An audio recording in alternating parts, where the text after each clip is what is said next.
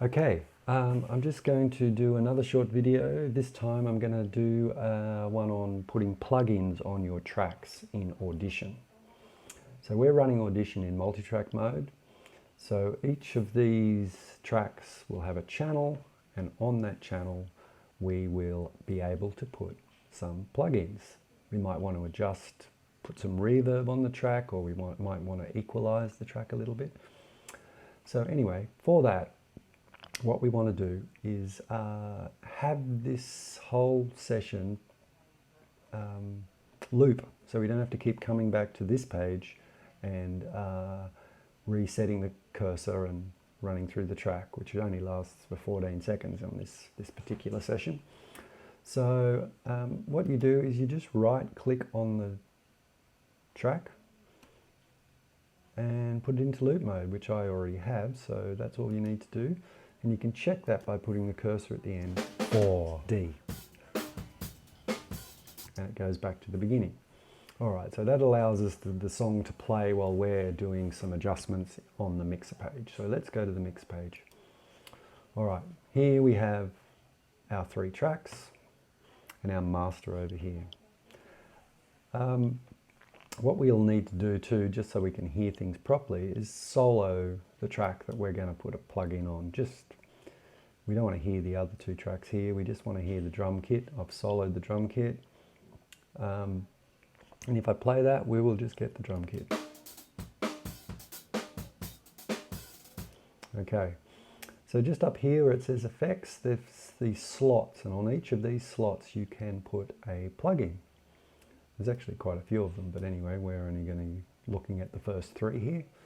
So let's put a plugin on. So if you click the little arrow here, you'll get a list, and all these folders have a bunch of plugins in them, and they do various things. So you've got equalizers, you've got delays and echoes, you've got reverbs, you've got compression and amplitude.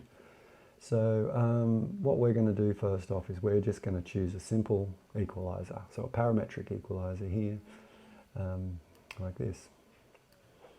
Okay, so if we now play the track, we should see a analyzer showing the frequencies of the drum kit. So here we have the drum kit playing. Okay, so if we assess the drum kit and say I need a bit more sort of snare sound, which I'm going to do here, just to make the snare a bit stronger, I've just enhanced that frequency range, which is about 320, 350, and boosted it a bit. I could do the opposite. I could pull that out, or I could put it back where I think it should sound. Okay, I could also, put some high frequencies in it, or take some high frequencies out of it. Anyway, I'm just going to add a touch of high frequencies. And there you have it, it's as simple as that. You can use these little handles here to boost or cut.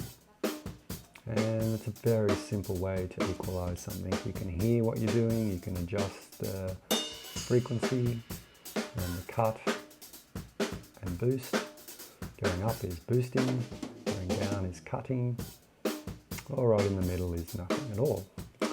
Okay, you can just stop that for a second. Okay, once you've got the plug-in set and you're happy with the sound of your instrument, then you can just click it off, and that will apply to that track, and you can go back to adjusting its overall level.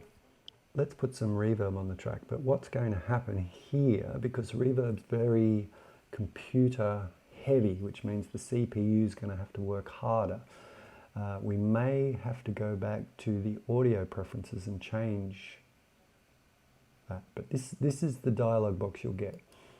It's basically saying that this is going to use lots of CPU to put this effect on the track, so make the computer work hard. So it's telling us that we should possibly change that setting in our audio preferences. So let's just look at that. Well, okay, there's the reverb. We'll go over to our audio hardware. I don't know if you remember back in the day, when we first created a session, we put this I/O buffer size at a very small size. Now we want it to be a bit bigger to handle the processing that's going along, not just recording, but processing the audio through plugins. So I'll change that to 256.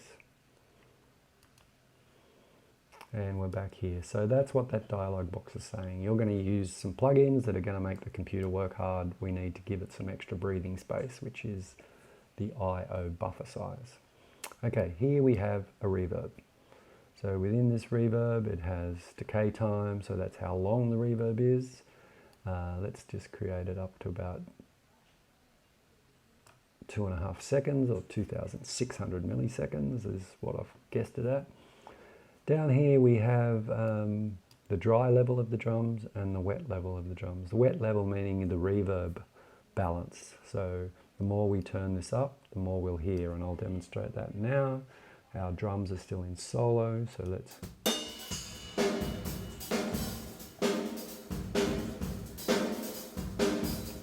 So that's now a ridiculous amount of reverb on the drums, but we're just doing it for the sake of hearing the effect.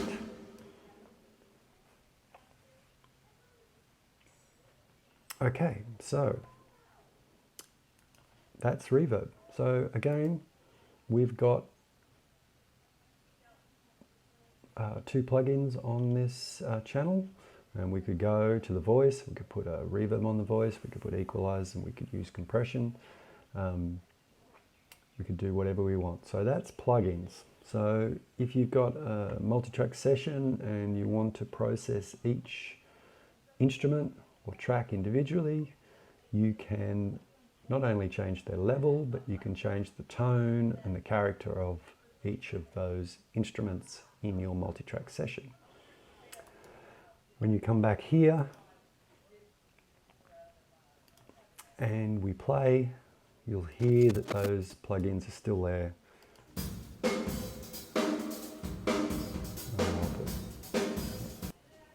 I'll put it out of solo. B, 3, C.